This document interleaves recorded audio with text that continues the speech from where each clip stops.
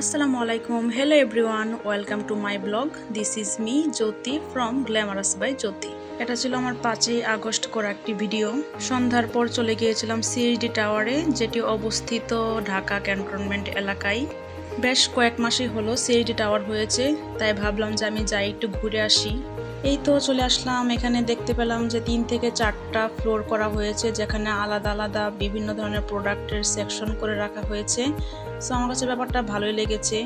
এভাবে সেকশন হওয়াতে ভালো হয়েছে, বোঝা যাবে যে কোন সেকশনে আসলে কোন প্রোডাক্টগুলো আছে। আমি ফার্স্টেই চলে গিয়েছিলাম ড্রেসগুলো দেখার জন্য, যেখানে 2 পিস ছিল, 3 পিস ছিল, বিভিন্ন ধরনের প্যান্ট ছিল, সেগুলো দেখছিলাম। বাট আমার কাছে মনে হয়েছে যে এগুলোর প্রাইস অনেক বেশি, কোয়ালিটির তুলনায় মানে ড্রেসগুলো তেমন ভালো লাগে নাই। আর তার উপর হচ্ছে এত বেশি প্রাইস ছিল যে মানে কোনো কিছু কেনার মতো না। এই যে আমি প্রাইস দেখছিলাম আর অনেক বেশি অবাক হচ্ছিলাম।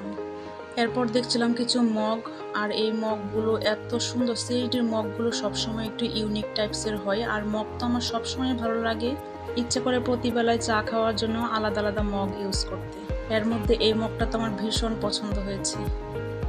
এদিকেও দেখলাম কিছু ইউনিক টাইপসের মিরর অ্যান্ড ফ্লাওয়ার ভাস রাখা হয়েছে, যেগুলো খুবই ভালো লাগছিল দেখতে। ডিফারেন্ট টাইপসের ওয়ালমেট ছিল, যেটা দেখতে খুবই অ্যাস্থেটিক লাগছিল। ইলেকট্রনিক্সের বিভিন্ন জিনিসপত্র দেখছিলাম, ফ্রিজ, টিভি, তারপর হচ্ছে কেটলি, সব ধরনের জিনিসই দেখলাম আনা হয়েছে। আরও অনেকগুলো সেকশন ছিল যেটা আমার ভিডিও করা হয়নি। নিউ সিএইচডি টাওয়ারটা অনেক বেশি ভালো লাগছে, আর তারপর বাহিরের সাইডে একটু ঝর্ণা ছিল, যেটা অনেক বেশি কালারফুল ছিল।